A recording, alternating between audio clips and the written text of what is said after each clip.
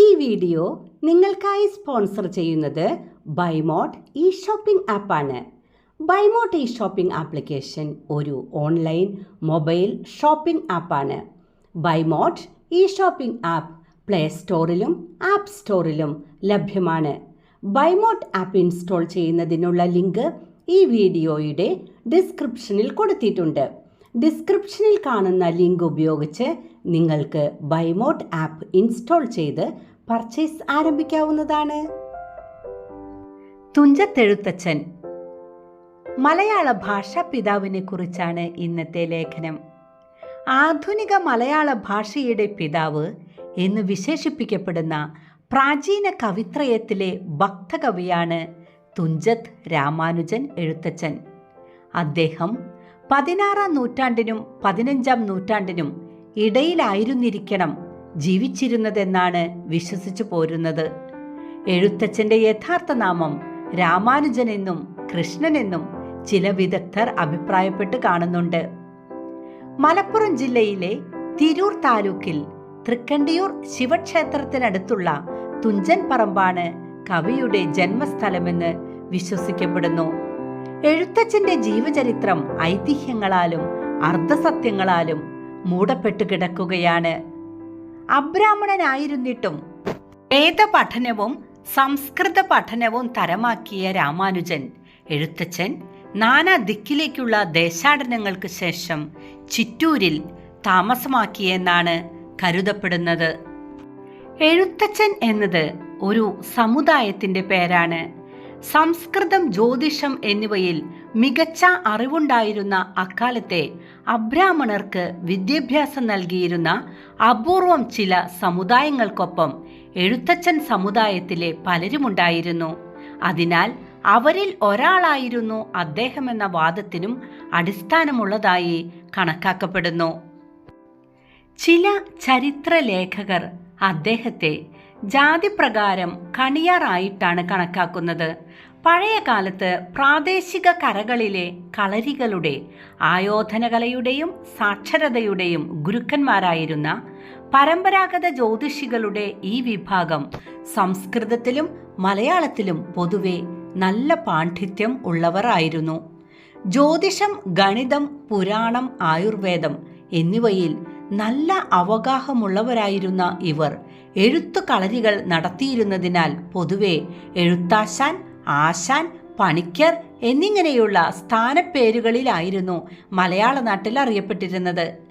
1575 എഴുത്തച്ഛൻ മരണമടഞ്ഞതെന്ന് വിശ്വസിക്കുന്നു. കിളിപ്പാട്ടു പ്രസ്ഥാനം കവിയുടെ അഭ്യർത്ഥന മാനിച്ച് കിളി ചൊല്ലുന്ന രീതിയിലുള്ള അവതരണ ശൈലിയാണ് കിളിപ്പാട്ടുകൾ എന്നറിയപ്പെടുന്നത്. എഴുത്തച്ഛനാണ് കിളിപ്പാട്ടു പ്രസ്ഥാനത്തിന്റെ ഉപജ്ഞാതാവ്. ഭാഷാ പിതാവായ അദ്ദേഹത്തിന്റെ കൃതികൾ കിളിപ്പാട്ടുകളാണ്. ശാരിക പൈതലിനെ വിളിച്ചു വരുത്തി ഭഗവത് കഥകൾ പറയാൻ ആവശ്യപ്പെടുന്ന രീതിയിലുള്ള രചന ആണിത്. കിളിപ്പാട്ടു പ്രസ്ഥാനം എന്ന പേരിലാണ് ഇതറിയപ്പെടുന്നത്. അധ്യാത്മരാമായണം കിളിപ്പാട്ടിന്റെ ആരംഭം ശ്രീരാമനാമം പാടിവന്ന പൈങ്കിളിപ്പെണ്ണെ ശ്രീരാമചരിതം നീ ചൊല്ലിടൂ മടിയാതെ ശാരിക പൈതൽ താനും വന്ദിച്ചു വന്യന്മാരെ ശ്രീരാമസ്മൃതിയോടെ പറഞ്ഞു തുടങ്ങുകയാണ്. മഹാഭാരതം കിളിപ്പാട്ട്. ശ്രീമയമായ രൂപം തേടും പൈങ്കിളിപ്പെണ്ണെ സീമയില്ലാതസുഖം നൽകണമെനിക്കു നീ. ഈ രീതിയിൽ തത്തയെ കൊണ്ട് പാടിക്കുന്നതായിട്ടാണ് കിളിപ്പാട്ടുകളിൽ കാണുന്നത്. പ്രത്യേകതകൾ. രാമചരിതത്തിൽ നിന്ന് എഴുത്തച്ഛനിലെത്തുമ്പോൾ മലയാള ഭാഷയുടെ വികാസ പരിണാമങ്ങളിൽ സംസ്കൃതത്തിൻ്റെ സ്വാധീനം വ്യക്തമായി കാണാവുന്നതാണ്. മണിപ്രവാള ഭാഷയും പാട്ടിൻ്റെ വൃത്തരീതിയും ചേർന്ന രചനാരീതി കണ്ണശന്മാരിലുണ്ടെങ്കിലും അത് എഴുത്തച്ഛനിലെത്തുമ്പോൾ കുറെ കൂടെ വികസിതമാകുന്നു. അതേവരെയുള്ള കാവ്യങ്ങളുടെ നല്ല ഗുണങ്ങളെയെല്ലാം സമ്മേളിപ്പിക്കാൻ കഴിഞ്ഞെന്നതാണ് എഴുത്തച്ഛൻ്റെ പ്രത്യേകത. അത് കിളിപ്പാട്ട് പ്രസ്ഥാനമായി വികസിക്കുകയും ചെയ്തു. നിരവധി കവികൾ ഈ രീതിയിൽ രചന നിർവഹിച്ചിട്ടുണ്ട്. കിളി മാത്രമല്ല, അരയന്നവും വണ്ടുമൊക്കെ കഥ പറഞ്ഞിട്ടുണ്ട്. കിളി പാടുന്നതിനുള്ള കാരണങ്ങൾ. ഇതിനുള്ള കാരണം പലതരത്തിലും സൂചിപ്പിക്കപ്പെട്ടിട്ടുണ്ട്. സാഹിത്യരചനയുമായി ബന്ധപ്പെട്ട് സാധാരണയായി അറം പറ്റുക എന്ന് പ്രയോഗിക്കാറുണ്ട്. കാവ്യത്തിലൂടെ പറഞ്ഞ കാര്യങ്ങൾ കവിക്ക് ദോഷകരമായി സംഭവിക്കുന്നതിനെയാണ് അറം പറ്റുകയെന്ന് പറയാറ്. ഇത്തരത്തിലുള്ള ദോഷം രചയിതാവിനെ ബാധിക്കാതിരിക്കുന്നതിന് കിളി പറയുന്നതായി സങ്കല്പിക്കുകയും കാവ്യരചന നിർവഹിക്കുകയും ചെയ്യുന്നു. വാഗ്ദേവിയുടെ കയ്യിലിരിക്കുന്ന തത്തയെ കൊണ്ട് കഥ പറയിക്കുമ്പോൾ അതിന് കൂടുതൽ ഉത്കൃഷ്ടത ഉണ്ടാവുമെന്ന വിശ്വാസവും ഈശ്വരൻ എഴുത്തച്ഛനോട് ശുഗരൂപത്തിലെത്തി ആവശ്യപ്പെട്ടു. അതുകൊണ്ട് കിളിയെക്കൊണ്ട് കഥ പറയിച്ചു എന്ന വിശ്വാസവും ഇതോടൊപ്പം പറഞ്ഞു വരുന്നുണ്ട്. ഈ രീതി മലയാളത്തിൽ ആദ്യം ഉപയോഗിക്കുന്നത് എഴുത്തച്ഛനാണ്. കിളിപ്പാട്ട് സങ്കേതം തമിഴിലുണ്ടെങ്കിലും അത് ഭിന്നമാണ്. കിളിദൂത്, കിളിവിടുത്ത് എന്നെല്ലാം പറയുന്ന അതിൽ കവി കിളിയോട് കഥ പറയുകയാണ് ചെയ്യുന്നത്. കിളിപ്പാട്ട് പ്രസ്ഥാനത്തിലെ കിളി ശുഗമഹർഷിയുടെ കയ്യിലെ കിളിയാണെന്നും ഒരു വിശ്വാസമുണ്ട്. 2016 ഫെബ്രുവരി 13 വൈകിട്ട് 4:30 തൻ്റെ 84-ാം വയസ്സിൽ അദ്ദേഹം ഈ ലോകത്തോട് വിട പറഞ്ഞു. ഹൃദയസ്തംഭനമായിരുന്നു മരണകാരണം. മൃതദേഹം സ്വവസതിയായ വഴുതക്കാട്ടെ ഇന്ദീവരത്തിലും VJT ഹാളിലുമായി 2 ദിവസം പൊതുദർശനത്തിന് വച്ച ശേഷം ONV തന്നെ നാമകരണം ചെയ്ത തൈക്കാട് ശാന്തികവാടം ശ്മശാനത്തിൽ പൂർണ്ണ ഔദ്യോഗിക ബഹുമതികളോടെ സംസ്കരിച്ചു. പ്രധാനപ്പെട്ട കിളിപ്പാട്ട് വൃത്തങ്ങൾ: കേക, കളകാഞ്ചി, കാകളി, അന്നനട, മണികാഞ്ചി, ഊനകാകളി, ദ്രുതകാകളി, മിശ്രകാകളി. ആധുനിക മലയാള ഭാഷയുടെ പിതാവ്. എഴുത്തച്ഛന് മുമ്പും മലയാളത്തിൽ ചെറുശ്ശേരി നമ്പൂതിരി പോലുള്ളവരുടെ പ്രശസ്തമായ കാവ്യങ്ങൾ കേരളദേശത്ത് വന്നിരുന്നിട്ടും എഴുത്തച്ഛനെ ആധുനിക മലയാള ഭാഷയുടെ പിതാവായും മലയാളത്തിൻ്റെ സാംസ്കാരിക ചിഹ്നമായും കരുതുന്നു.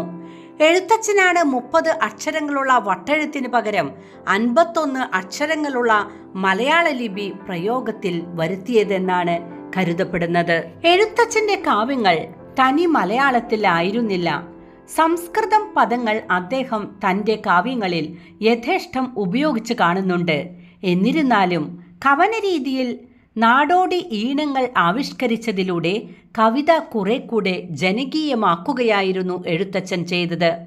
ഇതുവഴിയാണ് അദ്ദേഹം വിശ്വസിച്ചു പോന്നിരുന്ന ഭക്തിപ്രസ്ഥാന മൂല്യങ്ങൾ ആവിഷ്കരിച്ചതും. കിളിയെക്കൊണ്ട് കഥാകഥനം നടത്തുന്ന രീതിയോടെ സ്വതേ പ്രശസ്തമായിരുന്ന ഭാരതത്തിലെ ഇതിഹാസങ്ങൾ കുറെ കൂടെ ജനങ്ങൾക്ക് സ്വീകാര്യമായെന്ന് വേണം കരുതുവാൻ. മലയാള ഭാഷയ്ക്ക് അനുയോജ്യമായ അക്ഷരമാല ഉപയോഗിച്ചതിലൂടെയും സാമാന്യ ജനത്തിന് എളുപ്പം സ്വീകരിക്കാവുന്ന രീതിയിൽ ഇതിഹാസങ്ങളുടെ സാരാംശം വർണ്ണിച്ച് ഭാഷാ കവിതകൾക്ക് ജനഹൃദയങ്ങളിൽ ഇടം വരുത്തുവാൻ കഴിഞ്ഞതിലൂടെയും ഭാഷയുടെ സംശ്ലേഷണമാണ് എഴുത്തച്ഛന് സാധ്യമായത്. സ്തുത്യർഹമായ ഈ സേവനങ്ങൾ മറ്റാരെക്കാളും മുമ്പേ എഴുത്തച്ഛന് സാധ്യമായതിനെ പ്രതി ഭാഷാശാസ്ത്രജ്ഞരും ചരിത്രകാരന്മാരും തുഞ്ചത്ത് രാമാനുജൻ എഴുത്തച്ഛനെ മലയാള ഭാഷയുടെ പിതാവെന്ന് ഐക്യകണ്ഠേന വിശേഷിപ്പിച്ചു പോരുന്നു.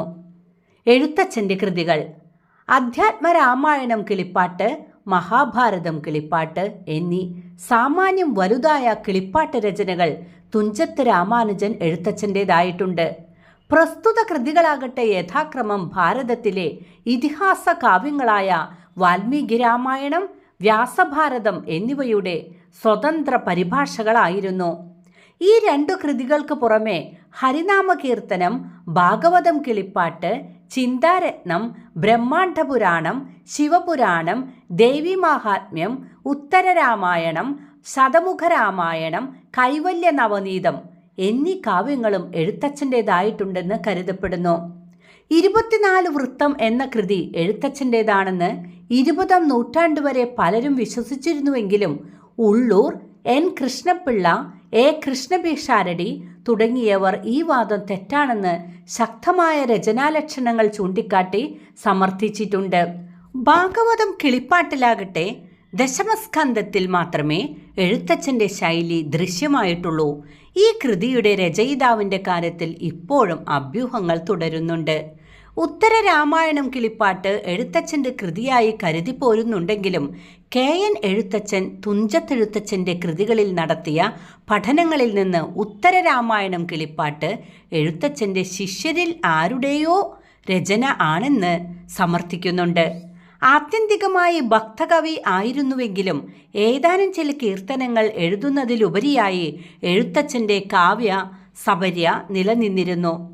ഇതിഹാസങ്ങളുടെ സാരാംശങ്ങൾ ജനഹൃദയങ്ങളിലേക്ക് പകർന്നു നൽകുന്നതിലായിരുന്നു എഴുത്തച്ഛൻ്റെ കാവ്യധർമ്മം ഏറെയും ശ്രദ്ധ പതിപ്പിച്ചത്. ചിറ്റൂരിലെ ഗുരുമഠം ശോകനാശിനിപ്പുഴ അഥവാ ചിറ്റൂർ പുഴയുടെ തീരത്തുള്ള എഴുത്തച്ഛൻ്റെ വാസസ്ഥാനത്തായിരുന്നു ഭാഗവതം കിളിപ്പാട്ടിൻ്റെ രചന അദ്ദേഹത്തിൻ്റെ ശിഷ്യൻ സൂര്യനാരായണൻ നിർവഹിച്ചതെന്ന് കരുതിപ്പോരുന്നു. ദേശസഞ്ചാരം കഴിഞ്ഞ് സ്വദേശത്ത് തിരിച്ചു വന്ന എഴുത്തച്ഛൻ ജീവിതാവസാന കാലത്ത് സന്യാസം സ്വീകരിച്ച് ചിറ്റൂരിൽ ഒരു ഗുരുമഠം സ്ഥാപിച്ചതായും കരുതപ്പെടുന്നു. പാലക്കാട് ജില്ലയിലെ ചിറ്റൂരിൽ ഭാരതപ്പുഴയുടെ തീരത്താണ് ഗുരുമഠം. രാമാനന്ദാശ്രമത്തിൽ അദ്ദേഹത്തിൻ്റെ മെതിയടിയും യോഗദണ്ഡ് സൂക്ഷിച്ചു വച്ചിട്ടുണ്ട്. എഴുത്തച്ഛൻ്റെ സമാധി ചിറ്റൂരിലെ മഠത്തിലായിരുന്നുവെന്ന് പറയപ്പെടുന്നു. ചിറ്റൂരിൽ മഠം തീർത്ത് ആധ്യാത്മിക ജീവിതം നയിക്കുകയാണ് എഴുത്തച്ഛൻ അവസാനകാലം ചെയ്തത്. തുഞ്ചൻ സ്മാരകം അഥവാ തുഞ്ചൻ പറമ്പ് 1964 ജനുവരി 15 തുഞ്ചൻ സ്മാരകം ഉദ്ഘാടനം ചെയ്യപ്പെട്ടു. എഴുത്തച്ഛൻ്റെ സ്മരണ നിലനിർത്താനായി ഇവിടെ എല്ലാ വർഷവും തുഞ്ചൻ ദിനം ആഘോഷിക്കുന്നു. KP കേശവമേനോൻ ആയിരുന്നു ആദ്യ ചെയർമാൻ. മലയാള ഭാഷയുടെ പിതാവെന്നറിയപ്പെടുന്ന തുഞ്ചത്തെഴുത്തച്ഛൻ്റെ ജന്മസ്ഥലമാണ് തിരൂർ തൃക്കണ്ടിയൂരിനടുത്ത അന്നാര എന്ന സ്ഥലം. തുഞ്ചൻ പറമ്പ് എന്ന പേരിൽ ഇപ്പോൾ ഈ സ്ഥലം അറിയപ്പെടുന്നു. തിരൂർ റെയിൽവേ സ്റ്റേഷനിൽ നിന്ന് ഏതാണ്ട് 1.5 കിലോമീറ്റർ ദൂരത്തിലാണ് തുഞ്ചൻ പറമ്പ് സ്ഥിതി ചെയ്യുന്നത്. തുഞ്ചത്തെഴുത്തച്ഛൻ്റെ സ്മാരകമായി ഇന്ന് മലപ്പുറം ജില്ലയിൽ തിരൂർ പൂങ്ങോട്ടുകുളം കൂട്ടായി റോഡിൽ സ്ഥിതി ചെയ്യുന്ന തുഞ്ചൻ സ്മാരകം ആണ് തുഞ്ചൻ പറമ്പ് എന്ന് അറിയപ്പെടുന്നത്. എല്ലാ വിദ്യാരംഭ വർഷവും മലയാളത്തിൻ്റെ ഹരിശ്രീ കുറിക്കാൻ അനേകം കുട്ടികൾ ഇവിടെ എത്താറുണ്ട്.